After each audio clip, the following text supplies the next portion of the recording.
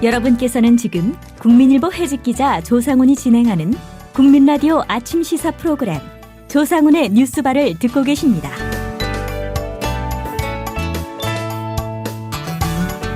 네, 매주 금요일에 만나는 영화 속 실화 이야기 최광희의 영실이 시간입니다. 오늘 소개해드릴 영화는 이틀 전에 개봉한 영화입니다. 군도, 밀란의 시대. 네, 최광희 영화평론가 스튜디오에 모셨습니다. 안녕하십니까? 네, 안녕하십니까? 네, 저도 일찍이 좀 보고 싶어 했던 영화를 네. 아직 보지는 못했습니다. 네, 개봉 첫날 뭐 역대 최고 흥행 기록을 세웠다고 하죠. 50만 명을 돌파했다고 하는데요. 50만 명이요? 예, 예. 이번 주말 뭐 이변이 없는 한 박스오피스 1위를 차지하게 될 것 같습니다. 하정우 씨하고 강동원 씨가 호흡을 맞췄기 때문에 일단 두 사람의 조합만으로도 충분히 관객들의 관심을 가로채고 있는 것 같고요. 또 범죄와의 전쟁 나쁜 놈들 전성시대를 연출했던 윤정빈 감독이 최초로 시도하는 뭐 시대극이기 때문에 더더욱 관심을 모으고 있는 것 같습니다. 올여름엔 또 이 작품 말고도 따라서 한국 시대극들이 계속해서 개봉을 합니다. 일단 다음 주에 이순신 장군의 명량해전을 재구성한 명량이라고 하는 작품이 개봉을 하고요. 예. 또 그 다음 주에는 조선 초기 건국기를 배경으로 한 해적 바다로 간 산적이라고 하는, 다시 말씀드릴게요. 해적 바다로 간 산적이라고 하는 작품이 개봉을 합니다. 김남길 씨, 손예진 씨 주연의 영화인데요. 이 세 영화가 네. 흥행에서 맞붙으면 성적표가 어떻게 될 것 같습니까? 지금 섣불리 예상하기 좀 힘든데 일단은 군도가 맨 처음 개봉했기 때문에 기선제압 효과가 좀 어느 정도 있겠죠. 예. 첫 주 개봉한 만큼 어느 정도 관계가 세이브한 상태에서 가기 때문에 명량이라든가 또 해적에 의해서 뒤집어진다고 할지라도 크게 관객 수면에서는 열세를 보이지는 않을 것 같은 그런 생각이 듭니다. 근데 명량, 해적 두 작품 모두 완성도 면에서 상당히 괜찮게 나왔어요. 예. 명량 같은 작품은 그 이순신 장군에 대해서 우리 흔히 그 김훈 씨가 쓴 카레 노래에서 묘사하고 있는 그런 이순신 장군, 약간은 그 실존적인 느낌의 실존적인 고뇌에 빠져 있는 장수의 모습이랄까요? 그런 측면에서 이순신 장군이 묘사가 되고, 러닝타임의 절반 가까이가 해전 장면인데 그 해전 장면을 참 잘 찍었습니다. 예. 그러니까 중세 전쟁의 어떤 참혹함 이런 것들을 잘 묘사를 했어요. 그래서 그런 부분에서 관객들로부터 좋은 점수를 받게 될 것 같고요. 해적 같은 영화는 조선 건국기를 배경으로 하고 있는 해상 액션 활극 영화인데요. 상당히 오락영화적인 쾌감을 잘 보여주고 있는 작품이고 또 코미디적인 호흡이 돋보이는 그런 영화입니다. 또 유해진 씨가 그 감초로 등장을 해서 그 영화의 적재적소에서 그 웃음을 관객들에게 안겨주고 있기 때문에 제가 생각하기에는 해적도 입소문이 잘 퍼지면서 잘 될 것 같습니다. 그래서 세 작품 모두 좀 엎치락뒤치락하는 각축전을 펼치게 되지 않을까 이렇게 예상을 하고 있습니다. 예. 영화 좋아하시는 분들은 뭐 세 편 다 봐야 되겠네요.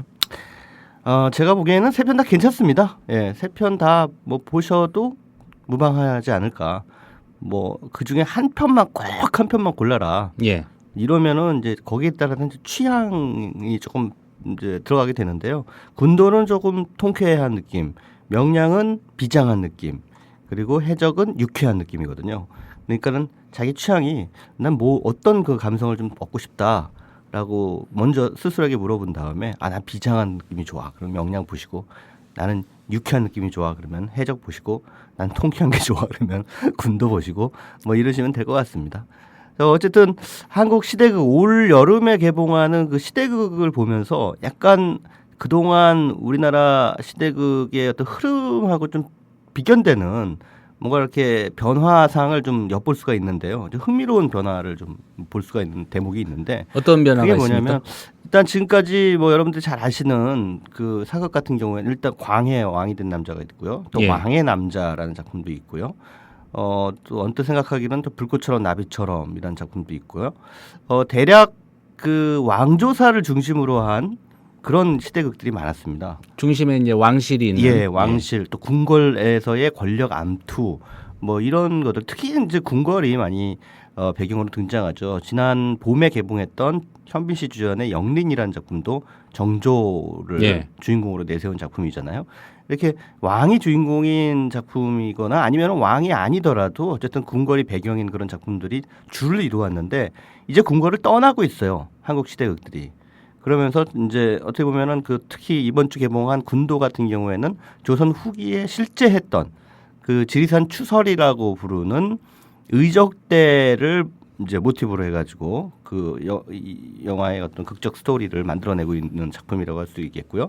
또 명량도 이순신 장군의 이야기라고는 하겠지만 어떻게 보면 그 이순신 장군과 함께 명량해전에 출전했던 그런 많은 병사들과 또 그때 당시 명량해전의 또 승리를 위해서 함께 거기서 헌신했던 많은 백성들, 이름 없는 백성들에게 대해서도 헌사를 보내고 있는 그런 측면이 이제 도드라지거든요. 선조는 안 나옵니까? 안 나옵니다. 예. 그러니까 궁궐 자체가 아예 나오지가 않아요. 그리고 그다음에 또 해적이라는 영화도 고려에서 조선으로 역성혁명에 의해서 이제 정권이 바뀌게 되는 그런 상황에서 바다의 해적과 그다음에 그 산에서 뭐 노략질을 하면서 이렇게 살게 되는 이 산적들, 이 사람들이 이렇게 막 얽히고 설키면서 또 뭐 국세를 삼킨 고래를 잡으러 가는 그런 소동극이 펼쳐지는 그런 영화인데요. 예.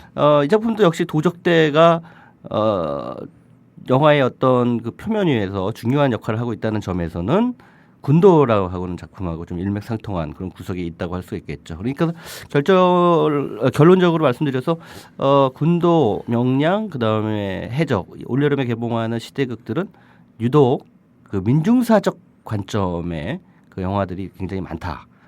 이런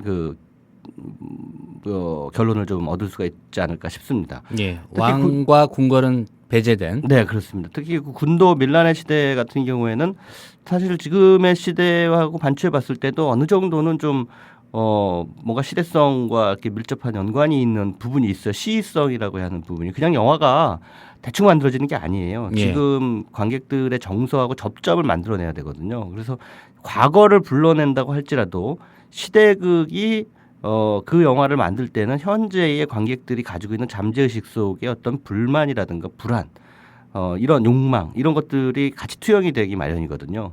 그랬을 때 군도 밀란의 시대는 정말 탐관오리들이 뭐 판을 치고 그 백성들이 정말 엄청난 고통에 쌓여 있던 19세기 조선 후기를 배경으로 하고 있는 그런 상황인데 거기에서 그 탐관오리들에 맞서서 그들의 곡식과 재산을 강탈해서 백성들에게 나눠줬던 실제 했던 지리산 추설을 모티브로 삼고 있다는 점은 지금의 시대성을 윤정빈 감독이 어느 정도 영화 속에 좀 투영하고자 했던 그런 의도가 읽히는 대목이 아닌가 이런 생각이 듭니다. 지금은 물론 배를 골아서 고통에 빠진 그런 백성들은 뭐 많지는 않겠습니다만은 예. 어찌됐든 조금 뭐랄까요 그 전반적으로 좀 세기말적인 그런 그 흐름으로 가고 있는 그 정치사회적 지형이라는 건 영화 군도 밀란의 시대와 어느 정도는 좀 맥이 닿아 있는 것이 아닌가 저는 그렇게 보는 것이죠. 예. 사내 유복음 같이 나눠 쓰자 뭐 이렇게 해야 됩니까?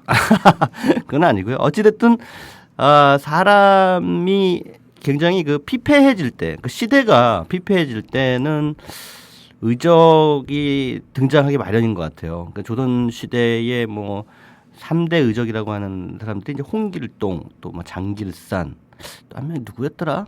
아무튼 그렇게 있는데 그 와중에 그 지리산 추설은 실제 실존했던 그 의적대이고 전라도를 비롯해서 충청도와 경상도 3남지방을 배경으로 약 200여 년간 아주 길게 활동을 했다고 합니다. 근데 예. 그들이 도적이 될 수밖에 없었던 건 먹고 살기가 힘드니까 사람들이 다 화적대가 되는 것이죠. 그러면서 그들이 다 규합이 돼서 모여가지고 그냥 그 양반이나 사대부의 그 재산을 그냥 강탈하고 마는 것이 아니라 자신들의 배를 불리고 마는 것이 아니라 그것을 강탈해서 다른 배고른 백성들에게 나눠줬다라고 하는 거죠. 그런 측면에서 의적이라고 볼 수가 있겠는데요. 부의 재분배를 실행했군요. 그렇죠. 예. 그런데 뭐 그런 것들이 사실 이 영화가 밀란의 시대라고 하는 부제를 달고 있는데 의적대의 활동을 밀란이라고 보기는 다소 좀 무리가 따르죠. 네. 어떤 그 밀란이라든가 혹은 혁명이라는 것이 성공에 근접하기 위해서는 분명한 어떤 비전과 이데올로기를 가지고 어떤 사회에 대한 구체적인 비전을 공유한 상태에서 그 시대의 지배 세력의 중심부를 향해서 치고 들어가야 되는 것이거든요. 따지고 보면 역사적으로 그랬을 때만이 혁명이나 혹은 밀란이 성공을 거뒀다라고 볼 수가 있겠죠. 예. 그런 측면에서 의적대의 활동은 밀란이나 혁명 우리가 흔히 얘기하는 갑오농민 전쟁하고 비교해서 얘기할 수는 없을 것 같아요. 그냥 산발적인 좀 반항 혹은 먹고 살기 위한 어떤 정말 절체절명의 상황에서 피할 수 없는 선택, 실존적 선택 뭐 이렇게 볼 수가 있을 것 같습니다. 군도 밀란의 시대라는 영화를 보면서 저는 이 시대의 의적은 과연 누구일까? 뭐 이런 좀 질문을 뜬금없지만 해봤습니다. 누구일 것 같습니까? 의적이요? 네. 이 시대의 의적이란 과연 누구일까? 이 시대가 정말 모든 것이 다 올바른 세상은 아니잖아요. 그렇다면 분명히 거기에 마땅한 의적이 존재해야 될 텐데. 도둑놈은 많은 것 같은데 그러니까 의로운 도둑놈은 없는 도둑이요? 것 같습니다. 뭐 도둑은 아니지만 예. 도둑놈은 아니지만 저는 제 생각에는 뭐 이런 국민 TV 같은 대한 언론이 어떻게 보면 이 시대의 의적이 아닐까. 또 국민 TV의 조합원들도 역시 마찬가지로 다른 차원에서의 의적이 아닐까. 예. 예, 그런 생각을 해봅니다. 댓글 많이 달릴 것 같습니다. 여기서 이제 의적이라고 하는 건 좋은 의미로 말씀드린 거고요. 또 청취자 여러분들 또 조합원들을 제가 도둑이라고 지금 생각해서 말씀드리는 건 아닙니다. 예, 분명히 정의를 위한 차원에서 분명히 행동하는 사람들 또 깨어있는 사람들 각성한 시민들 이런 분들이 모두 이 시대의 의적이 되지 않을까 이런 생각을 군도 밀란의 시대를 보면서 해봤습니다. 예. 군도, 그러니까 도둑의 물이라는 뜻이겠죠. 네네. 예, 물이 군자에 도적 그 도자를 써서 정말 뭐 고민하지 마시고 차례차례 개봉되는 영화 보시면 되겠습니다. 한 가지 아쉬운 건 50만이 세월호 100일 집회라든가 그 이후에 특별법 제정 촉구하는 집회에 네. 몰렸다면 네. 과연 어떻게 됐을까라는 생각도 좀 듭니다. 그렇죠. 예. 어떻게 우리가 그 보면은 영화를 통해서 정의감을 그냥 편리하게 배설하고 마는데 그것을 실제 행동으로 옮기는 그런 분들은 정말 많지는 않은 것 같아요. 예. 예. 네, 오늘 말씀 잘 들었습니다. 네, 고맙습니다.